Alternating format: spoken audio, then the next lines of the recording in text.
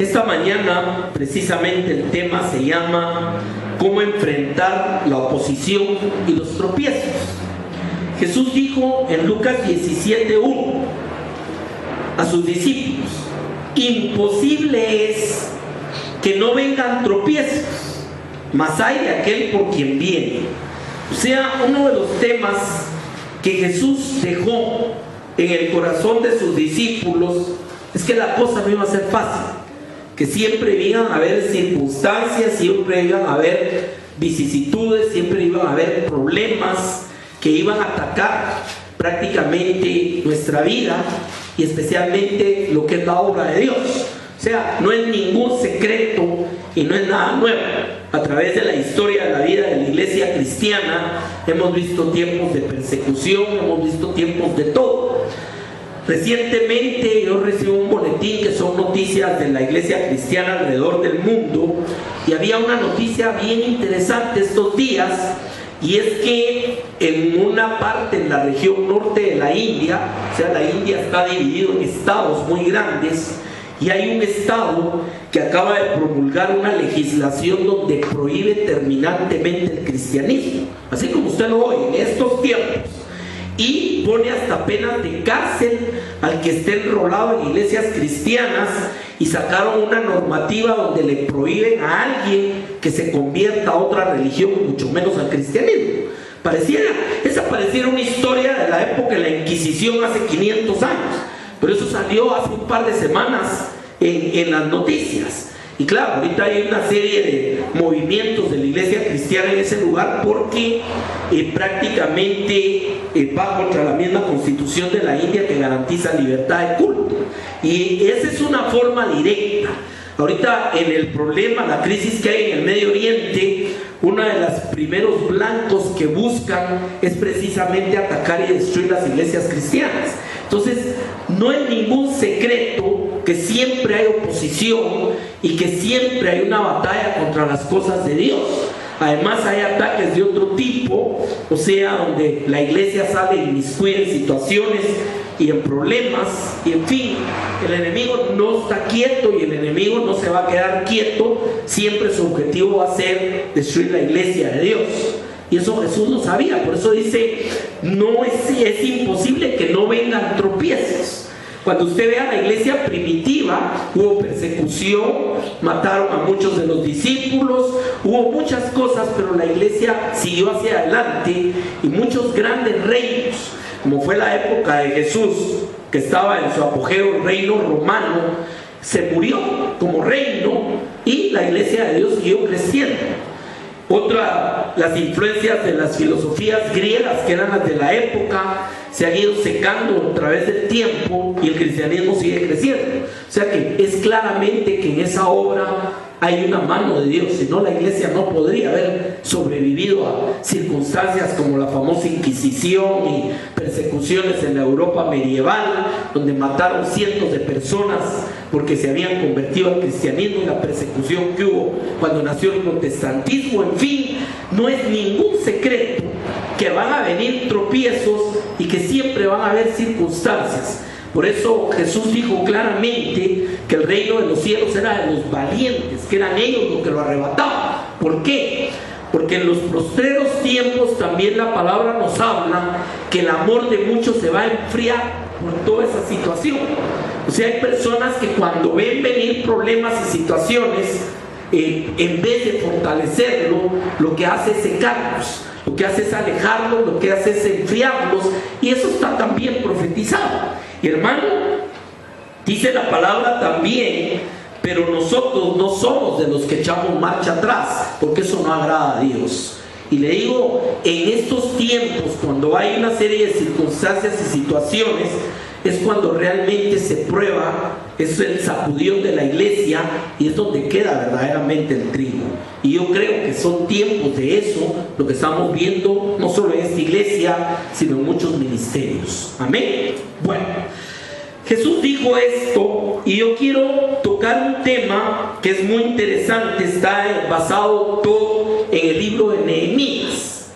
Usted sabe que por la desobediencia del pueblo de Israel, vino Nabucodonosor y destruyó Jerusalén. O sea, botó el templo, todo esto, y se llevó cautivos por más de 70 años a los judíos.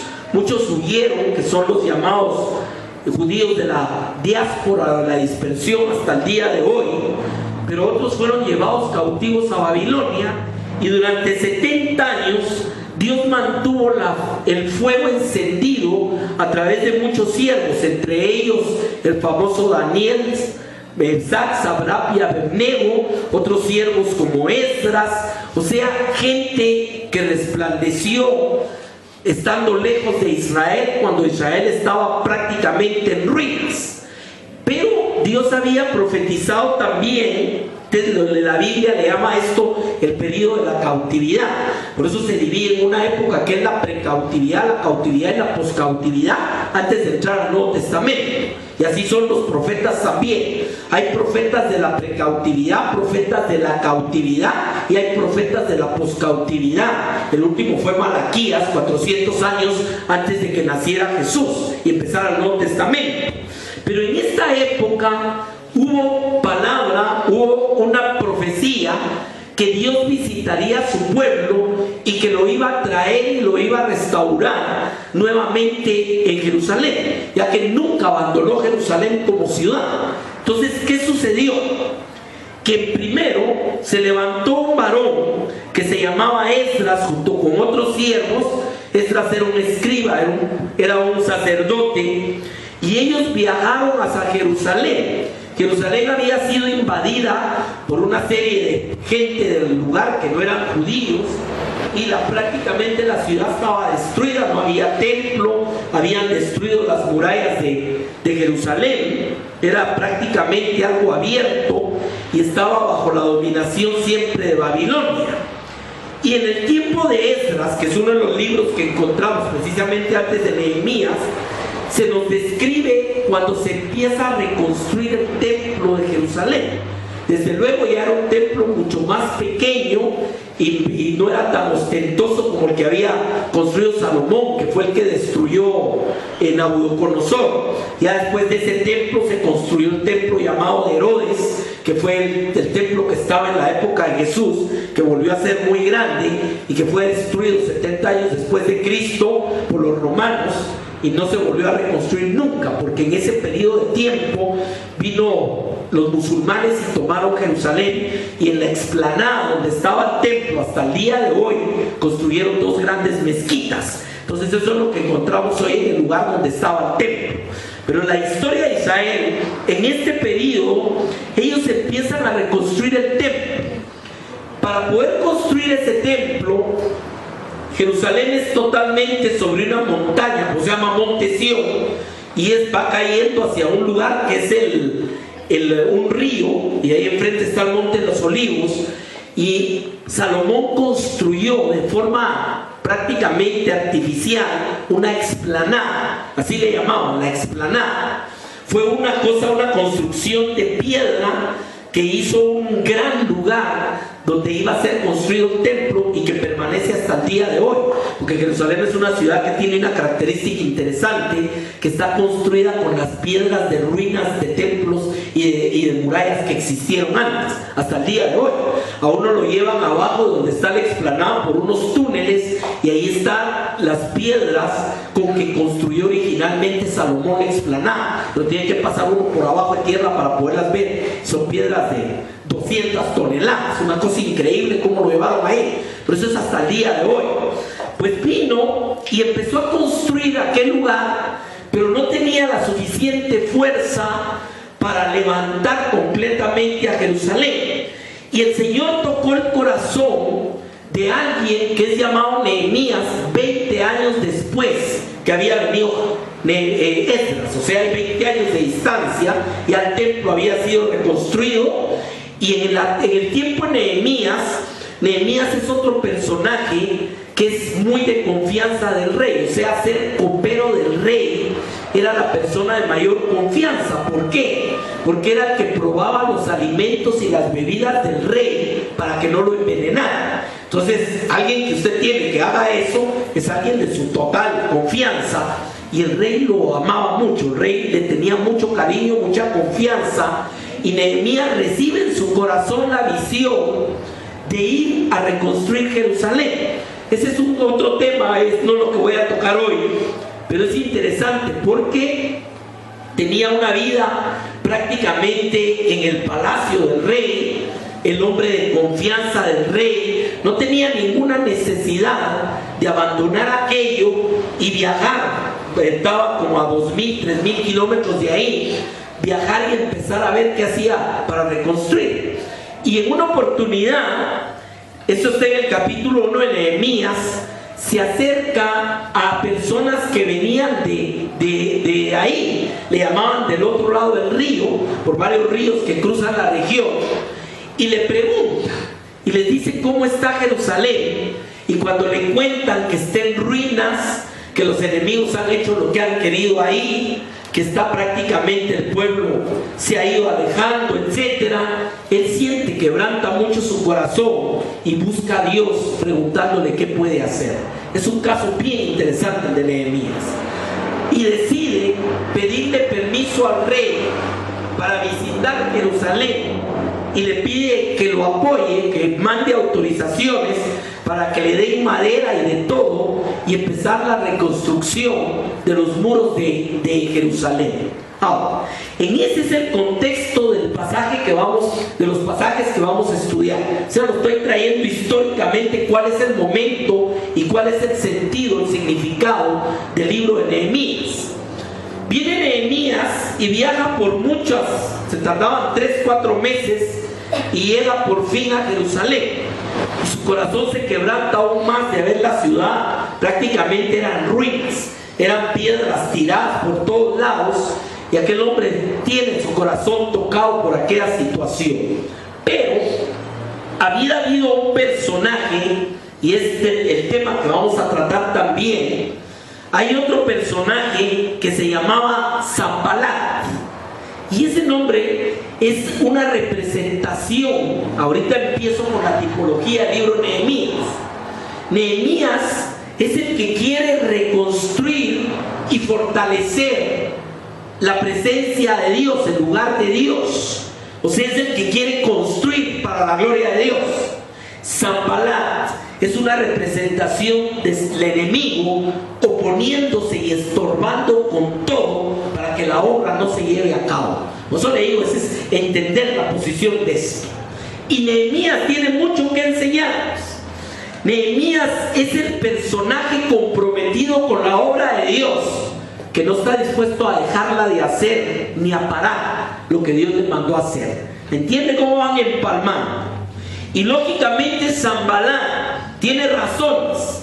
En primer lugar, el nombre Sanbalat significaba en idioma babilónico diosa luna que da vida.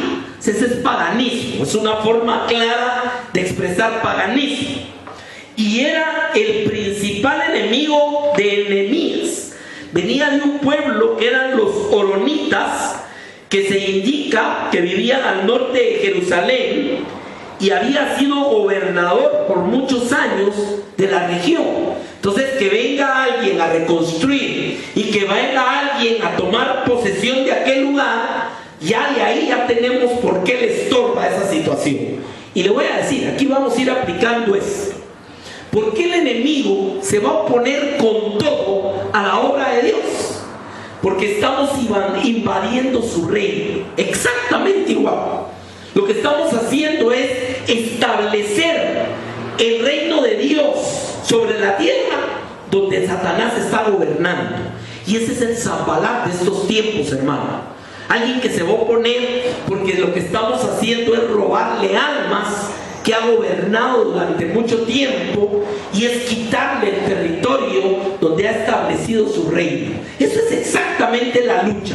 Lo que usted va a encontrar en el libro y en lo que vamos a estudiar es prácticamente, en este caso histórico, es la confrontación de un hombre de Dios que se llamaba Nehemías con un enemigo de Dios, un hombre del diablo que se llamaba Sanbalat, oponiéndose con todo a que sea restablecido prácticamente la ciudad de Dios. ¿Entiende la tipología? Cómo viene a nuestra lucha espiritual.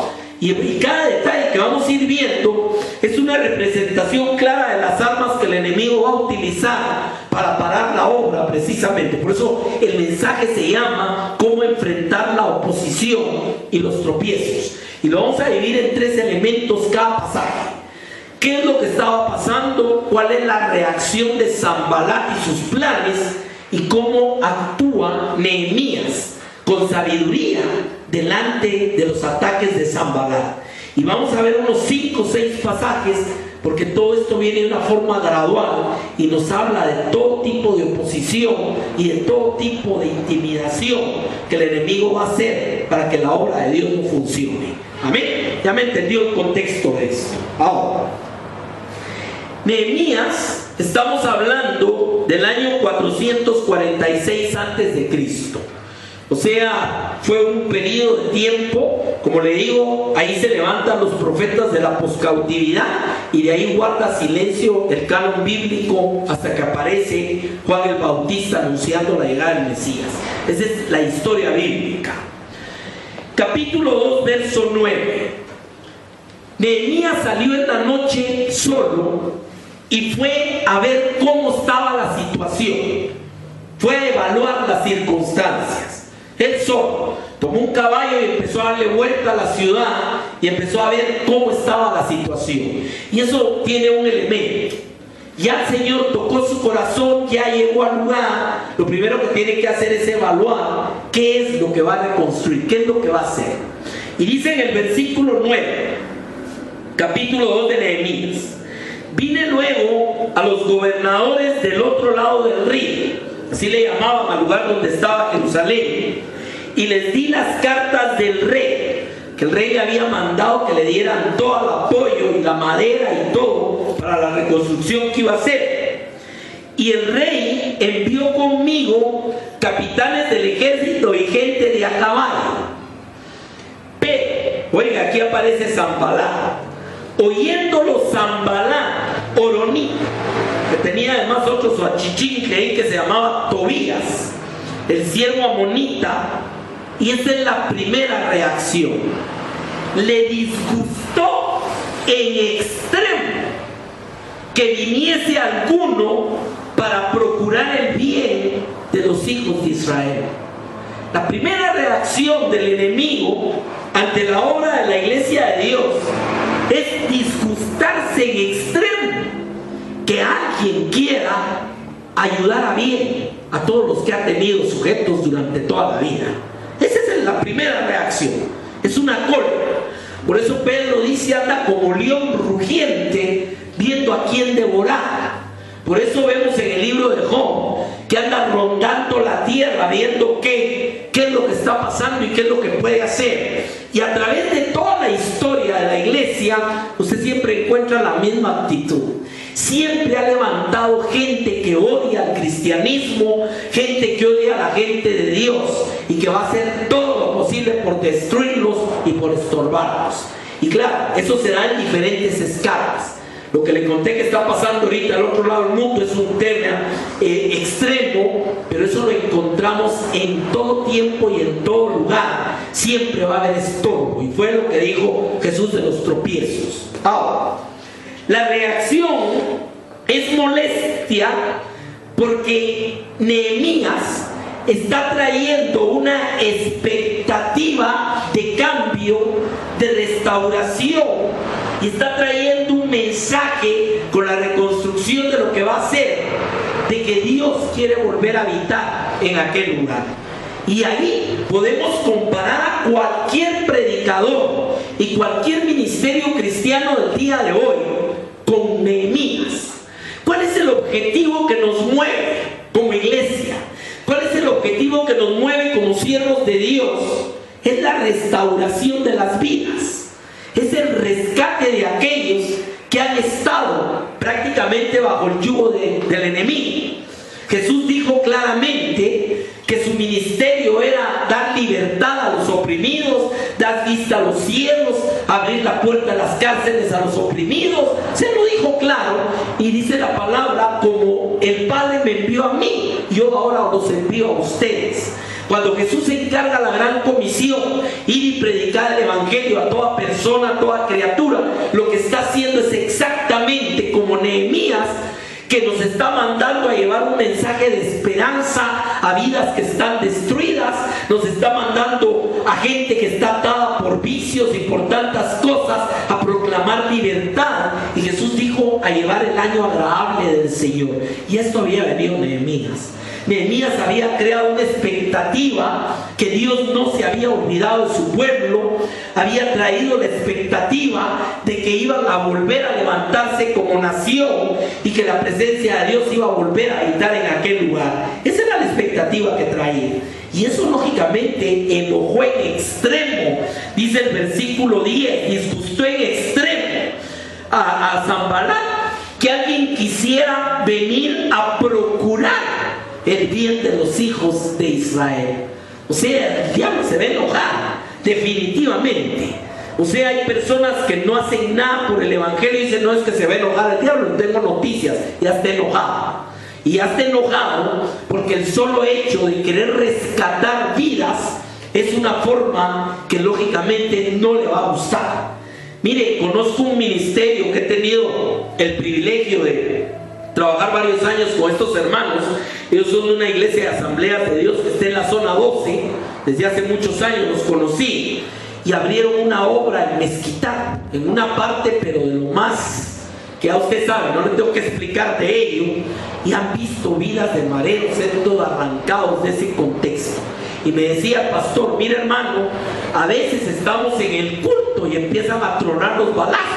Y como las puertas son, las paredes son de lámina, ya todos los hermanitos saben que se tiran al suelo. Y hay hoyos en las láminas. Me dijo, un día lo voy a llevar a ver cuándo lo acompaño. Me dijo, lo voy a llevar a ver, me dijo. Y miren, me ha tocado cosas, hermano. Me dijo, una noche estuvo la balacera y cuando salimos había un par de mareros. Uno estaba muerto, otro estaba agonizando. Y todavía me dio la oportunidad el Señor de ministrarle que recibiera a Cristo antes de morirse, hermano. Miren las cosas que, si usted lo oye, cree que eso está pasando allá en la China, pues. Pero realmente son cosas que estamos viviendo. Y le digo, eso es ir a meter una casa en medio del reino de Satanás, hermano. ¿Por qué? Porque se está procurando llevar el bien a aquellas personas. ¿Me entiende? Y le digo, ese es el objetivo de la iglesia. Cada uno de nosotros somos llamados a ser un Nehemías en el lugar donde Dios nos ha puesto. Mire, hay un mensaje y nunca se me olvidó. Lo predicó el hermano Samuel Berberian. Yo creo que ustedes lo conocen. Es el rector de teología de una universidad, un hermano que queremos mucho desde hace años. Y él vino a predicar aquí el día que inauguramos este templo y habló sobre los leprosos cuando se estaban muriendo de hambre. Eso está en Segunda de Reyes 5 en adelante. Cuando se estaban muriendo de hambre y salieron muriendo los asirios, y aquellos hombres llegaron y encontraron comida de todo, pero se hicieron una pregunta: nosotros ahora estamos bien, pero aquellos están muriendo de hambre. Va a venir sobre nosotros el juicio de Dios si no vamos y compartimos con ellos. Y le digo, eso está pasando con buena parte de la iglesia de Dios. No son Nehemías. No se han echado la carga verdaderamente de ser agentes de bendición en el lugar donde Dios nos haya puesto. Y eso es lo que hizo Nehemías. Y claro, Nehemías ni siquiera era el rey con el rey de Babilonia. Viajó y salió de toda su comodidad y estuvo dispuesto a venir a pasar una serie de problemas que no tenía por qué pasarlos, pero su visión era precisamente esa esperanza de reconstruir la casa de Dios y la obra de Dios. Amén. Ahí entendemos entonces. ¿Cuál es la reacción que tuvo Nehemías a ese enojo y a esa situación? Una muy interesante. Lo ignoró, así como usted lo oye. Simplemente no le hizo caso. O sea que el hecho que se enoje el enemigo no debe ser un motivo que nosotros paremos o echemos marcha atrás. Simplemente lo ignoró. ¿Por qué? Porque sabía claramente a lo que Dios lo había mandado y Dios había puesto un respaldo para la vida de él. ¿Me entiende el punto de esto? Porque una de las cosas que uno debe entender muy claras, hermano, es que cuando Dios está en un asunto, no hay enemigo que pueda pararlo. Amén. Eso se ha visto en la historia de todos los tiempos. Vamos al segundo elemento. Capítulo 2, siempre el versículo 18. Ya después que evaluó, viene y habla con la gente que va a trabajar con él y dice: Entonces les declaré cómo la mano de mi Dios había sido buena sobre mí, y asimismo la palabra que el rey me había dicho. O sea, aquí empieza a dar testimonio, especialmente que Dios esté en el asunto y que Dios le está dando apoyo. Porque le digo, el hecho que Dios moviera el corazón del rey para que lo apoyara, eso también vino de Dios. Amén, eso lo sabemos claro. Ahora, y dije, levantémonos y edifiquemos. Oiga esto, hermano, levantémonos y edifiquemos. Eso es lo que el pueblo de Dios tiene que tener siempre en su corazón. Primero, levantémonos. ¿Por qué? Porque muchas veces el pueblo de Dios está por la calle de la amargura, hermano. ¿Es cierto o no? Entonces alguien que está mal, lo menos que quiere es ayudar a nadie, mucho menos hacer algo. ¿Me entiende el punto de eso? Entonces primer digamos, levantémonos. Lo primero que la persona tiene que hacer, si quiere realmente atender ese compromiso de ser un Nehemías de Dios, es levantarse. Y ese levantarse va más allá de solo que estaba tirado. No, es salir de la comodidad que a veces hemos caído y empezar a tener el compromiso verdaderamente de hacer algo para la obra de Dios. ¿Me entiende el punto? Por eso el segundo elemento, el primero es levantemos, pero el segundo es edifiquemos. ¿Por qué? Hermano, le pregunto, ¿podía solo Nehemías pretender construir aquel tremendo muro que tenía que hacer? No lo iba a poder hacer solo. Y ese es el mensaje de la iglesia también. O sea, muchas veces creemos que con un Nehemías en la iglesia es suficiente. Hay que el hermano sea el que toque, el que cante, el que baile, el que traiga la Santa Cena, el que cuide a los niños, el que predique y el que barra y trapee en la iglesia. ¿Será así la cosa, hermano? O sea, ese levantémonos y edifiquémonos es un compromiso. No podemos ser espectadores de la obra de Dios, hermano. Por eso la obra de Dios, salvo cuando hay una gran concentración en un estadio, ahí usted tiene muchos hermanos que están en las graderías viendo, pero la obra de Dios no es un show donde yo me siento cómodamente a ver cómo hacen todo. No puede ser. Amén. Mire, yo tuve la oportunidad de conocer un museo que está a un lado de las afueras de la ciudad de Jerusalén, y ahí están las piedras, parte de las piedras originales que nunca las usaron, o sea, se quedaron tiradas como las dejaron cuando destruyeron todo eso. Pero hermano, hay piedras del alto de esa pared, ese tamaño. Dígame, un hombre podía mover eso. O sea, Nehemías necesitaba que fuera un trabajo de equipo. Nehemías necesitaba que estuvieran todos juntos para hacer aquella obra, porque si no, no iba a pasar nada.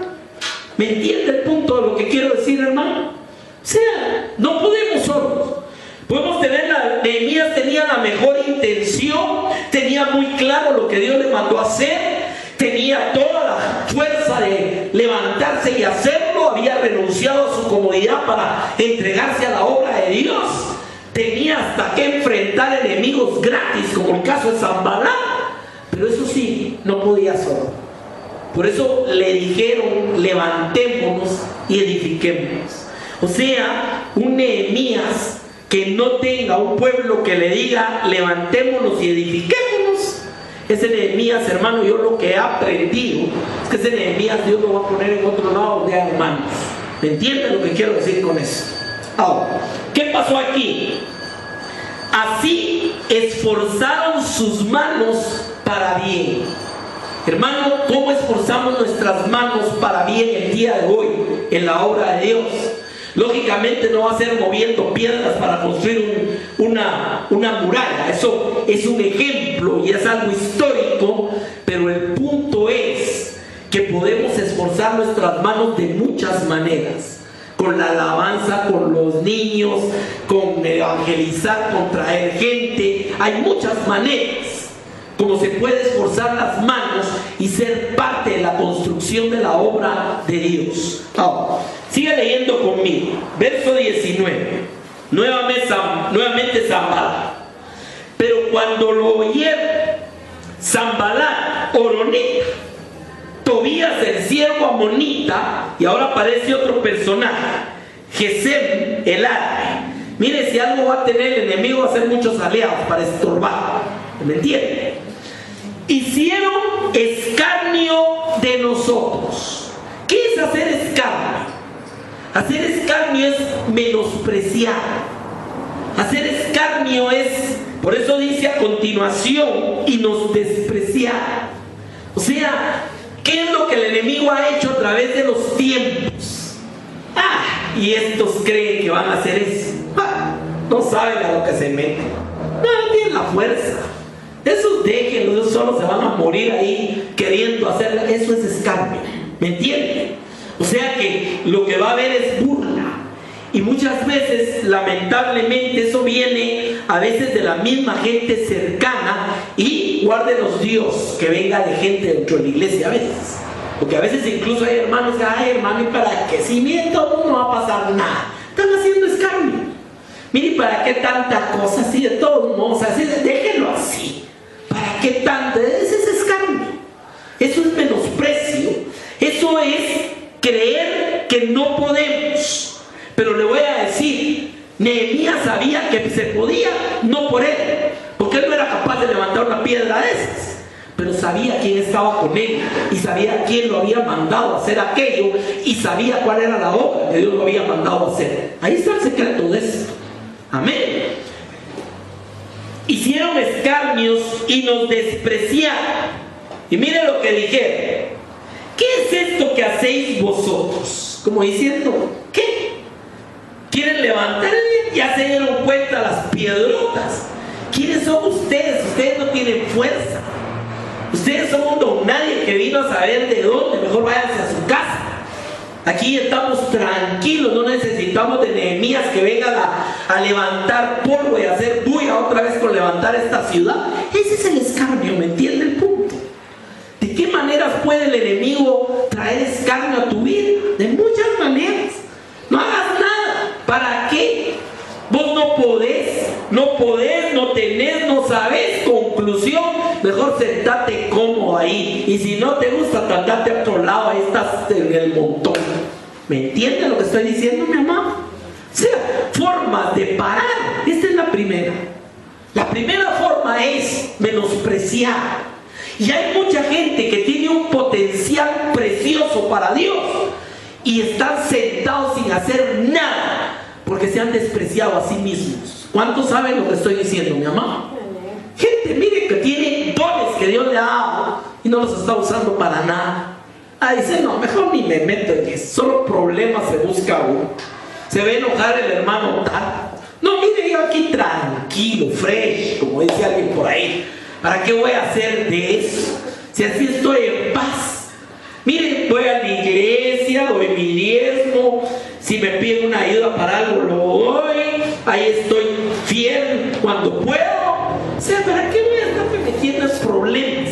Ya cuando uno ya quiere hacer algo, ya empiezan los... Esos son los zambalats oyendo la voz de la oronita. ¿Me entiende el punto, mi mamá? Y es una triste realidad. Pero eso es lo que no deja caminar la iglesia en general. Porque le digo, lamentablemente, a cualquier congregación chiquita, grande, mediana, en Guatemala, en Japón, en la China o en Francia, usted va a encontrar los mismos patrones. Va a encontrar Nehemías dispuestos a hacer la obra de Dios.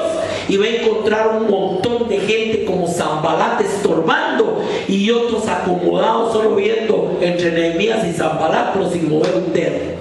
¿Me entiende cuál es la realidad de eso? Y le digo, a veces la gente dice, es que ¿por qué siempre el hermano está en todo? ¿Sabe por qué? Porque tiene el corazón de Nehemías. No anda preguntando qué hay que hacer, sino dónde está, porque quiere ayudar. Hace rato que decidió en su corazón levantarse y edificar. Lo que andes buscando es dónde. Mire, para mi bendición, porque es parte de mi bendición, pero le digo, una de mis hijas, mire cómo molesta, porque quiere hacer. Le digo, espérese un momentito, ya viene el tiempo. Está desesperada, que hablarle a no sé quién, que a no sé cuál. Quiere trabajar. Y qué bueno. Qué bueno, todos debiéramos de tener ese espíritu, ese corazón de andar viendo dónde ayudamos y con qué ayudamos. Pero lamentablemente no es así, mi amado. Lamentablemente somos tristes espectadores de que los Nehemías hagan la obra.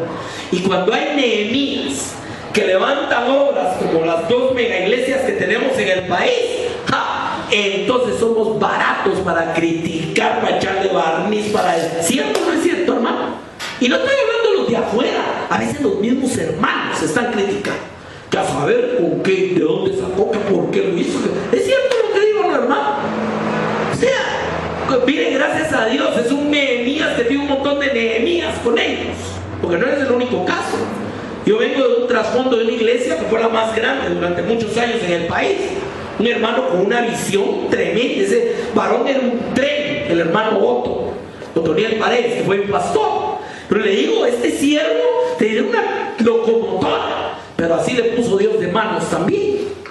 ¿Me entiende el punto? O sea, esas cosas que vemos hoy, hermano, son el producto de mentes de Nehemías que están dispuestos a construir el templo de Dios. Amén. Y le digo, decía mi hermano pastor que ahora está en Honduras, decía, mucho ayuda que no estorba. Y mire qué gran verdad, porque le digo, lamentablemente pues hay espectadores que solo están viendo que todo pasa, ellos no son parte de, pero también hay zambalat que están viendo, no solo no ayudan, sino están viendo cómo estorban. Mire qué cosa tremenda esta, mi amado. Sigamos bien. Nos despreciaron y dijeron, ¿qué es esto que hacéis vosotros? Y oiga, os rebeláis contra el rey. Mire, van a agarrar cualquier pretexto. Fíjese que a Nehemías uno de los ataques, lo vamos a ver más adelante, fue acusarlo de que él se quería hacer rey, de que él quería su reino y por eso estaba haciendo aquello. Ya no era para Dios. Y ese es uno de los ataques del diablo. No, mire, ese no es que quiera edificar el templo, es lo que quiere es hacerse rico, hacerse famoso. El peligro con eso también, ya lo vamos a ver más adelante. Pero aquí le veía la primera, la tiran, se están rebelando contra el rey. O sea que van a ir a meterle cizaña al rey para que pare el apoyo que les va a dar, y lo lograron por un tiempo. Vamos a ver esto. Verso 20. O sea que la reacción aquí es que desprecian, acusan y hacen escarnio. Ese os rebelás contra el rey es cuando el enemigo ve que la persona, que el Nehemías está dispuesto a ir, entonces lo va a empezar a acusar. No, eso lo haces vos por tu bien, vos querés estar bien, vos querés ser visto y aplaudir. Mire, el enemigo sabe todo lo que usa, hermano, y le voy a decir, el arsenal del enemigo no lo cambia, porque lamentablemente a través de toda la historia siempre le ha funcionado. ¿Me entiende el punto de esto? Ahora, veamos esto. En respuesta, verso 20, les dije, oiga, el Dios de los cielos, Él nos prosperará y nosotros sus siervos nos levantaremos y edificaremos. Hermano, si un pueblo no piensa esto, mejor váyase a su casa. Mire qué duro lo que estoy diciendo. Si un pueblo no piensa esto, no va a ayudar para nada. Analicemos. ¿Quién es el que mandó a hacer la obra, hermano? ¿Para quién es que trabajamos? ¿Para quién hacemos? ¿Es para un pastor? ¿Es para un ministerio? ¿Para un hombre de una iglesia? ¿O es el Dios de los cielos? Si eso no está claro en nuestra vida, hermano, nunca vamos a levantarnos. Amén. Nunca nos vamos a levantar. Claramente sabían que el Dios de los cielos nos había enviado. Y dice, Él nos prosperará. Pero aquí me voy a detener otra vez en algo, hermano. Me voy a sentar, voy a poner mi silla, voy a sacar mi coca con hielo, voy a poner mi sombrilla contra el sol, y como Dios está conmigo y Él me va a prosperar, voy a esperar que los ángeles levanten la piedra y la pongan allá. ¿Así es la cosa? Aquí viene el otro gran problema. Gente que de la boca al labio dice, no, si Dios está con nosotros, sí, pero no mueve un dedo. ¿Ya me entiende el punto de esto? Dice, Él nos prosperará. Claro, nos va a prosperar si nosotros hacemos algo. Y aquí le voy a dar dos ejemplos bien claritos, hermano. Cuando atravesaron el mar Rojo, ellos se quedaron parados esperando que Dios los levantara, o empezaron a caminar y entraron en el mar, hermano. O sea, ¿podían ellos abrir un camino en medio del mar? No. ¿Podían ellos poner una nube de fuego que detuviera a los enemigos? No. Pero sí podían caminar. Dios no va a hacer lo que nosotros podemos hacer. ¿Cuántos entendemos eso, mi amado? O sea, Dios no nos iba a dejar. Dios estaba en el asunto. Pero siempre Dios espera que nosotros hagamos la parte que nos toca hacer. ¿Qué le dijo a los discípulos? Ir y predicar el evangelio. ¿A dónde? A toda criatura, a todo el mundo. Y dice el libro, no sé si es, creo que es Mateo, termina diciendo: y ellos salieron y el Señor les confirmaba e iba con ellos y confirmaba con señales y milagros. ¿Cuántos han visto cómo cierra? No sé si es Mateo o Lucas, uno de esos dos evangelios. Amén. O sea, ¿qué hubiera pasado? ¿Qué pasó? Óigame esto. Cuando la iglesia en Jerusalén se acomodó, dijeron: ya estamos bonitos, se convirtieron primero 5,000, después 3,000, estamos todos aquí, nadie tiene necesidad de nada. Se olvidaron que les dijeron ir a Jerusalén, a Samaria y a los confines de la tierra. Y tuvo que venir una sacudida a la iglesia, y entonces todos salieron, porque si no, no iban a salir. ¿Me entiende el punto de esto, mi amado? O sea, tenemos en la iglesia gente que se ha acomodado ya con los años. O sea, no, aquí estamos bien.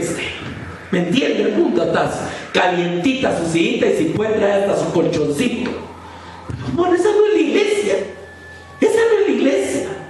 Dice que salieron e iban por todos lados. Eso es lo que Dios quiere bendecir. ¿Me entiende el punto de esto? Mire, cuando empezamos con el proyecto de internet, hubo gente que me dijo que para qué. Así como usted no voy a decir quién, pero me dijeron: ay, hermano, ¿y valdrá la pena gastar en eso?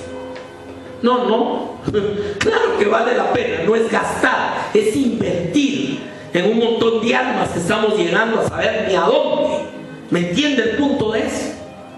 O sea, siempre va a decir: ya, no, mire, cuando a Jesús le vinieron a derramar el perfume en los pies, dicen que Judas Iscariote dijo: ay, ¿para qué gastan tanto? Mejor lo vendemos y se lo damos a los pobres, lo del perfume. ¿Será así la cosa, mi amor? Ahora, sigamos bien. En respuesta, el Dios de los cielos, Él nos prosperará. Esto es lo que debe estar, ¿dónde? Aquí adentro. Amén. El Dios de los cielos nos prosperará. Eso me habla quién y qué.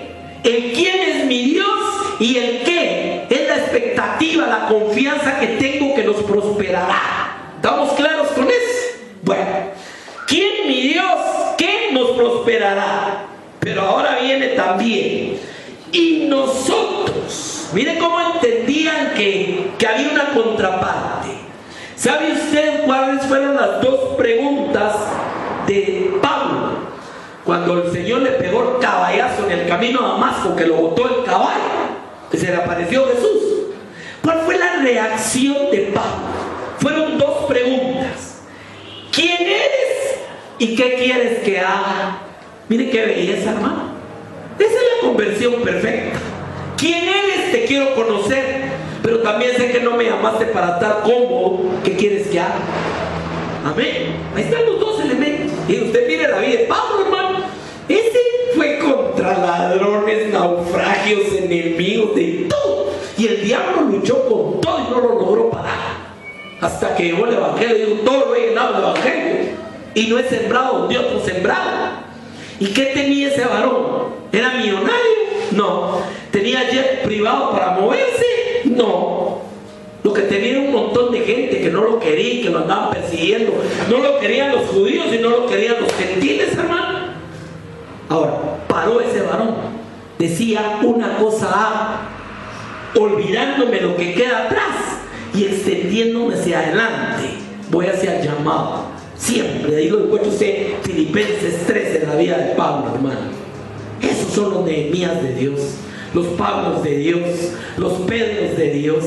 Es que hermano, es que ese era el gran Abraham, momento, tan humano como usted y como yo, pero sabían que el Dios de los cielos los prosperará, y ellos iban y se levantaban y hacían. Terminemos de ver esto. En respuesta les dije: el Dios de los cielos, Él nos prosperará, y nosotros sus siervos, oiga, nos levantaremos y trataremos, haremos todo el esfuerzo para edificar.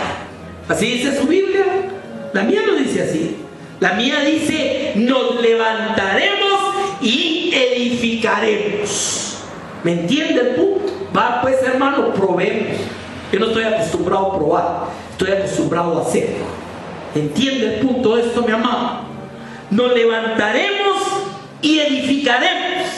Oiga esto, de una vez al enemigo le pone la línea: porque vosotros no tenéis parte, ni derecho, ni memoria en Jerusalén. Mire qué belleza esto, hermano. Porque ya después trata de negociar, trata de inmiscuirse con ellos. El enemigo tiene muchas mañas, hermano. Amén. Y estos pasajes que vamos a estar estudiando, que ya no va a dar tiempo hoy de terminar, pero todos estos pasajes nos van a ir enseñando las mañas del enemigo, pero también, por eso el mensaje se llama cómo enfrentar la oposición y los tropiezos. Amén. Hago un pequeño resumen porque no voy a seguir, después le voy a contar por qué.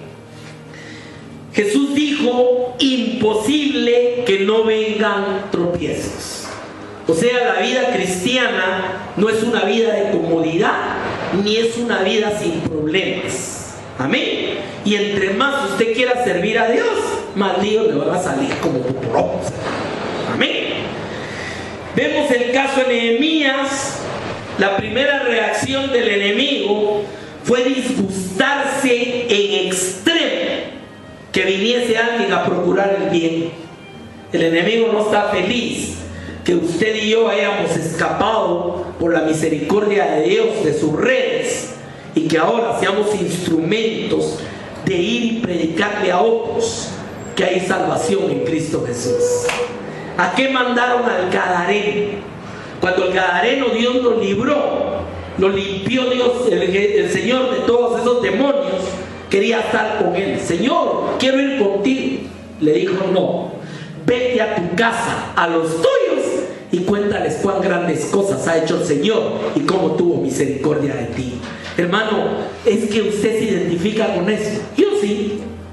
¿Cuál es el llamado que Dios puso en mi corazón? No la forma de, sino lo esencial es ir y contar cuán grandes cosas ha hecho el Señor en mi vida y cómo tuvo misericordia de mí. Y esa es una responsabilidad que la tenemos todos los que hemos tenido el gozo y la oportunidad de conocer al Dios del cielo.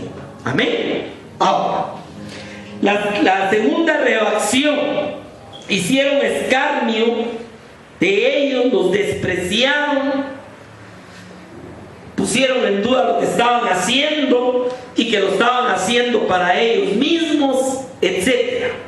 Pero la respuesta del siervo era que quién estaba en el asunto, y era el Dios de los cielos.